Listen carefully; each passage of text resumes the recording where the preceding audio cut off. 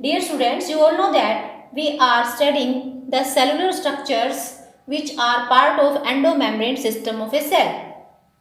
There are four cellular structures like endoplasmic reticulum, Golgi apparatus, lysosomes and the vacuoles, which work in a coordinated way and form a membrane bound internal system of a cell.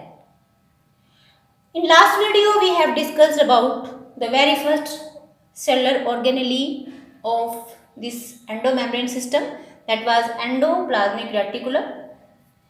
And now in this video we are going to discuss the next cellular structure, Golgi apparatus. So this is diagram of Golgi apparatus and I have shown this Golgi apparatus near to the endoplasmic reticulum because we are also going to study how function of this Golgi apparatus is linked to function of the endoplasmic reticulum. How both of these organelles are coordinated.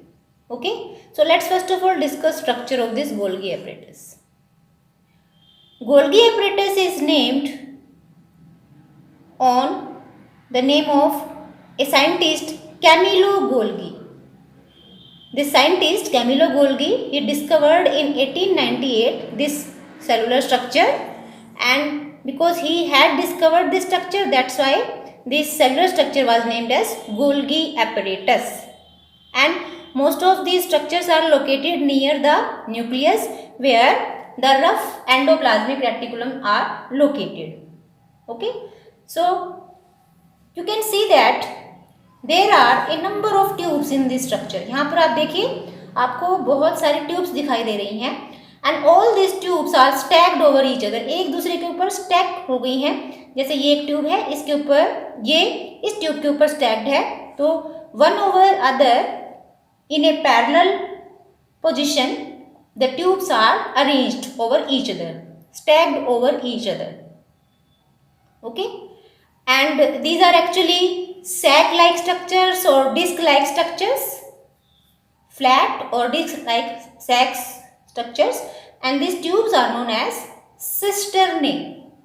These tubes are known as cisternae which are connected to each other. देखिए यहाँ पर ये एक tube है, ये दूसरी tube है और इसको यहाँ से हमने कनेक्शन में दिखाया है. ऐसे ये ट्यूब और ये वाली ट्यूब है, इनके बीच में भी कनेक्शन दिखाया गया. तो all these tubular structures, sac-like structures, they are stacked over each other and these are known as cisternae. और आप इस गोल्गी apparatus की एक पर्टिकुलर शेप भी नोटिस कर सकते हैं. This cisternae are arranged in a manner concentrically. They are arranged near the nucleus and they have a distinct forming face. जैसे यहाँ से आप देखिए ये आपको कर्वेचर नजर आ रहा है, तो ये वाला जो फेस है इसको हम कहते हैं कॉन्वेक्स सिस या फॉर्मिंग फेस. और जो ये वाला अपर एरिया है इसका, ये देखिए इसकी शेप कुछ ऐसे है, कॉन्वेक्स है नीचे से, और ये जो ऊपर वाला एरिया है इसको हम बोलते हैं कॉनकेव, ट्रांस या मैच्योरिंग फेस. तो इसके मेनली दो रीजन्स आप देख सकते हैं, एक तो इसका मैच्योरिंग फेस है और एक इसका फॉर्मिंग फेस है. तो फॉर्मिंग फेस को हम कॉन्वेक्स सिस फेस भी कह देते हैं और जो इसका मैच्योरिंग फेस है इसको आप कॉनकेव ट्रांस फेस भी कह सकते हैं. Okay, now notice what is happening in this Golgi apparatus. यहाँ एक्सटर्नली आपको यहाँ क्या दिखाई दे रहा है, देखिए यहाँ पर एंडोप्लाज्मिक रेटिकुलम दिखाया गया है और इस एंडोप्लाज्मिक रेटिकुलम से ये जो ट्यूब जैसे स्ट्रक्चर्स हैं, इन ट्यूब से कुछ vesicles they are getting pinched off from this tubular structure. जैसे अगर एक ये ट्यूब है तो इससे ऐसे एक वेसिकल पिंच हो रही है, बाहर निकल रही है. ओके, और ये वेसिकल यहाँ से इस ट्यूब से अलग होने के बाद, जैसे ये ट्यूब है, दिस इज एंडोप्लाज्मिक रेटिकुलम और ये इसकी वेसिकल है, तो ये वेसिकल इस एंडोप्लाज्मिक रेटिकुलम से अलग हो जाती है. Okay, what is present in this vesicle? Vesicle एक तरीके से बैग जैसा स्ट्रक्चर होता है, स्पेस होता है जिसमें कोई मटेरियल फिलअप होगा। अब ये जो भी एंडोप्लाज्मिक रेटिकुलम होते हैं जिनके आसपास गोल्गी एपरेटस मिलेंगे, ये रफ एंडोप्लाज्मिक रेटिकुलम है। Why I am calling them rough endoplasmic reticulum? Because you all know that they have ribosomes और the factories of proteins over their surface. तो ये जो मैंने छोटे छोटे डॉट्स दिखाई हैं, ये राइबोसोम्स को रिप्रेजेंट करते हैं जो एक प्रोटीन फैक्ट्री है। तो जब प्रोटीन्स बन जाते हैं राइबोसोम्स के सरफेस, राइबोसोम्स पर जब प्रोटीन्स बनते हैं, then the proteins are moved inside this tubes. Endoplasmic की जो ये ट्यूब्स हैं, इनमें वो प्रोटीन्स एंटर कर जाते हैं।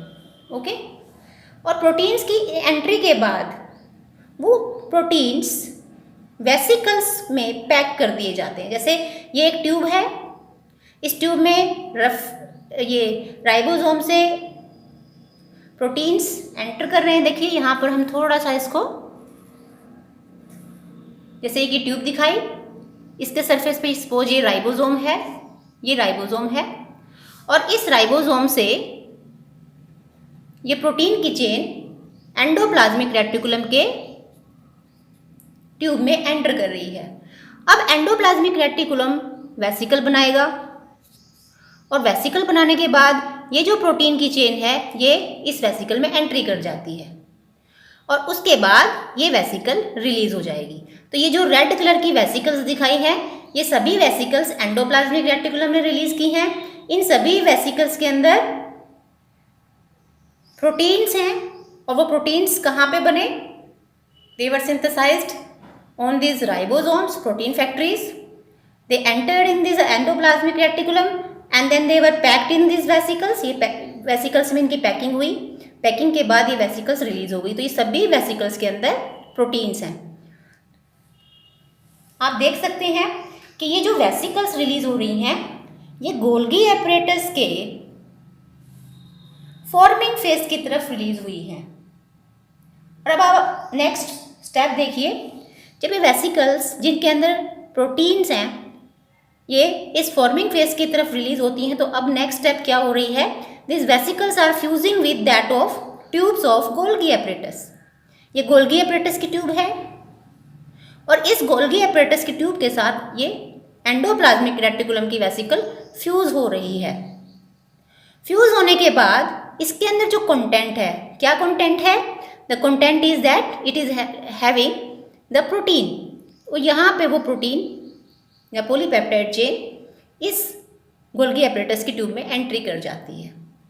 Okay, now why it is entering in this Golgi apparatus? तो यहीं से गोल्गी एपरेटस का फंक्शन शुरू होता है। स्ट्रक्चर आप देख सकते हैं, स्ट्रक्चर कुछ ऐसा है कि ये ट्यूब्स के स्टैक्स दिखाई दे रहे हैं, जिनको आप सिस्टर नहीं कह रहे हैं। हर ट्यूब का लगभग 0.5 से लेके 1 माइक्रोमीटर तक का डायमीटर होता है, और ये ट्यूब्स जो हैं कुछ ऐसे अरेंज हैं कि इसके नीचे वाला एरिया आपको कॉन्वेक्स दिखाई दे रहा है, और जो अपर एरिया है वो आपको कॉनकेव नज़र आ रहा है। अब फंक्शन की बात करें तो जैसे ये वेसिकल्स इसके साथ फ्यूज करती हैं और प्रोटीन इन ट्यूब्स में एंट्री कर जाता है, तो गोल्गी एपरेटस का फंक्शन यहाँ से शुरू होता है कि it has a number of enzymes to modify this proteins. यहाँ पे आप पॉइंट्स लिखेंगे कि ये जो भी एंडोप्लाज्मिक रेटिकुलम की हेल्प से इसे प्रोटीन रिसीव हुए हैं, ये उन्हें मॉडिफाई करता है। मॉडिफाई, देखिए जो प्रोटीन्स अभी सिंथेसाइज होके आए हैं वो अभी वर्किंग कंडीशन में नहीं है, they can't work for the cell. उसके लिए उनको स्ट्रक्चरल मॉडिफिकेशंस की ज़रूरत पड़ती है। उन्हें किसी स्पेसिफिक टाइप के स्ट्रक्चरल प्रोटीन में मॉडिफाई करना पड़ेगा, और वो मॉडिफिकेशन की ड्यूटी जो है वो गोल्गी एपरेटस की है। आपको एक बहुत सिंपल सा एक एनालॉगस एग्जांपल हम दे देते हैं। जैसे किसी फर्नीचर की फैक्ट्री में चेयर्स बनी हैं और वुडन चेयर्स हैं। वो वुडन चेयर्स का एक शेप उस फैक्ट्री में तैयार हुआ है, लेकिन उन चेयर को मार्केटिंग के लिए यूज़ नहीं किया जा सकता। क्योंकि उन पर अभी पॉलिश करना है या उन पर कलर करना है, उन्हें डेकोरेट करना है। ओके, कुछ अलग अलग तरह के उनके ऊपर मॉडिफिकेशन करते हैं जिससे कि उनको यूज़ करने के लिए हम रेडी कर सकें। यही यहाँ पर भी कुछ ऐसा ही है। देखिए, यहाँ इस राइबोसोमल फैक्ट्री पर प्रोटीन बने तो हैं, लेकिन ये प्रोटीन्स अभी रेडी नहीं है कि वो सेल के लिए कुछ काम कर सके, तो इन्हें मॉडिफाई करना पड़ेगा जिससे कि ये सेल के लिए फंक्शनल हो सके। तो यहाँ पर ये काम कर इनको मॉडिफिकेशन करने का, इनको फंक्शनल स्टेट में कन्वर्ट करने का काम गोल्गी एपरेटस का है। सिंथेसिस यहाँ पे हुई, राइबोसोम्स पर हुई, राइबोसोम से वो एंडोप्लाज्मिक रेटिकुलम की हेल्प से वेसिकल्स में पैक कर दिए गए, लेकिन इन वेसिकल्स में जो भी प्रोटीन्स हैं ये अभी वर्किंग कंडीशन में नहीं है, इसलिए ये वेसिकल्स इन्हें गोल्गी एपरेटस में ट्रांसफर कर रही हैं जिससे कि ये इसे मॉडिफाई कर सके। तो अब यहाँ पे मॉडिफिकेशन चलता है। So what is function of this Golgi apparatus? It is modifying the proteins. Okay, अब मॉडिफिकेशन करने के बाद नेक्स्ट स्टेप क्या रहेगी? क्योंकि प्रोटीन्स यहाँ पर मॉडिफाई हो चुके हैं, उसके बाद इसका जो ये वाला फेस है, देखिए यहाँ पर आपको क्या दिखाई दे रहा है, यहाँ पर भी आपको बहुत सारी वेसिकल्स नजर आ रही है, लेकिन ये वेसिकल इस गोल्गी एपरेटस से निकलती हुई नजर आ रही है। मैच्योरिंग फेस या कॉनकेव ट्रांस फेस पर कुछ ऐसा ही हो रहा है कि जो भी प्रोटीन्स का इस गोल्गी एपरेटस ने मॉडिफिकेशन किया है वो अब सेल के लिए रिलीज करना भी है। और रिलीज करने के लिए जैसे आप ये वेसिकल देखिए, इसमें मान लीजिए ये मॉडिफाइड प्रोटीन हम दिखा देते हैं। ओके, ये मॉडिफाइड प्रोटीन्स हैं और ये मॉडिफाइड प्रोटीन्स अब इस गोल्गी एपरेटस को लीव करने वाले हैं, और इसीलिए ये when they are going to leave this Golgi apparatus they will be packed. यहाँ पर इनको ये ऐसे ही एग्जिट नहीं करने देगा गोल्गी एपरेटस, बल्कि ये इनको पैक कर देता है। तो ये जितने भी वेसिकल्स हैं, जैसे यहाँ पर ये फ्यूज होती हुई दिखाई थी, एंडोप्लाज्मिक रेटिकुलम की वेसिकल यहाँ पे फ्यूज होती हुई दिखाई थी, लेकिन यहाँ से गोल्गी एपरेटस से नई वेसिकल्स रिलीज हो रही हैं, पिंच हो रही हैं, बिल्कुल ऐसे जैसे यहाँ पर हुआ था। लेकिन इन वेसिकल्स में जो प्रोटीन हैं, जो यहाँ से चलते हुए मॉडिफाई होते हुए इनमें एंटर कर गए हैं, ये मॉडिफाइड प्रोटीन है, ये फंक्शनल प्रोटीन है। तो ये वेसिकल यहाँ से रिलीज हो जाएगी और ये जो स्ट्रक्चर है जैसे आपको दिखाई दे रहे हैं, ये वेसिकल्स, इनमें मॉडिफाइड प्रोटीन है। तो आप देखिए ये प्रोटीन जो इनके अंदर है ये अलग अलग काम कर सकते हैं, जैसे they can behave as enzymes. और इसमें एग्जाम्पल आप दे सकते हैं, लाइजोसोम एक स्ट्रक्चर है, लाइजोसोम। तो लाइजोसोम में डाइजेस्टिव एंजाइम्स होते हैं, वो डाइजेस्टिव एंजाइम्स यहाँ पर पैक हैं। इस पूरे स्ट्रक्चर को आप लाइजोसोम मानिए। इसके अंदर जो ये मटेरियल भरा है ये डाइजेस्टिव एंजाइम है, जो पहले इमैच्योर प्रोटीन्स थे। ये डाइजेस्टिव एंजाइम कहाँ से बन के आए हैं? वो गोल्गी एपरेटस में तैयार हुए। गोल्गी एपरेटस ने एंजाइम्स को कैसे तैयार किया? जब उन्हें प्रोटीन को डिलीवर किया गया। ओके, तो यहाँ पर एक फंक्शन हमने लिखा मॉडिफाई करना, प्रोटीन्स को मॉडिफाई करना।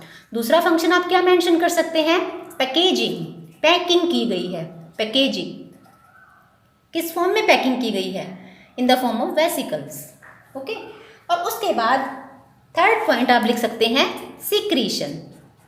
ये बिल्कुल वैसा ही है कि फैक्ट्री में चेयर के ऊपर पॉलिश कर दी गई है, पेंट कर दिया गया है, अब हम उसे पैक कर रहे हैं जिससे कि उसे मार्केट में सेल किया जा सके। तो यहाँ पे मॉडिफाई मतलब पॉलिश की गई या पेंट किया गया, अब उसे हम पैक कर रहे हैं। पैक यहाँ पर किस फॉर्म में हो रहे हैं? Proteins. Proteins are packing in the form of vesicles. Okay, और अब उन्हें रिलीज करना है, सिक्रीशन करना है। Secretion means release of the desired proteins which are packed in this vesicles. तो ये जो सिक्रीशन चलेगा ये सेल के इंट्रासेलुलर टारगेट्स भी हो सकते हैं या इंटरसेलुलर टारगेट्स भी हो सकते हैं, यानी कि ये वेसिकल्स सेल से बाहर भी जा सकती हैं। जैसे अगर आप इसे समझना चाहें, यहाँ पे हम एक सेल बनाते हैं।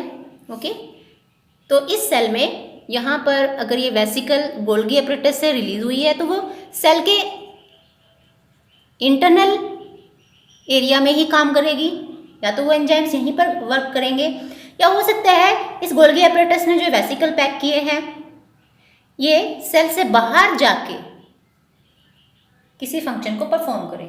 तो बहुत इंट्रासेलर मतलब सेल के अंदर और सेल से बाहर दोनों तरह के टारगेट्स के लिए जो सिक्रीशंस हैं वो गोल्गी एपरेटस तैयार करती है। So it helps in modification, packaging and secretion of intracellular and intercellular targets. Okay, and it also help in modification of the lipids as glycolipids or proteins as glycoproteins. जैसे यहाँ से protein गए थे तो proteins को ये carbohydrates के साथ एसोसिएट कर देता है, तो हम उसको कहते हैं ग्लाइकोप्रोटीन। जैसे मान लीजिए वेसिकल्स में ग्लाइकोप्रोटीन हो सकते हैं, ग्लाइकोलिपिड्स हो सकते हैं। So variety of compounds are formed. Actually they are not formed, they are modified. Formation तो एंडोप्लाज्मिक रेटिकुलम के ऊपर हुई है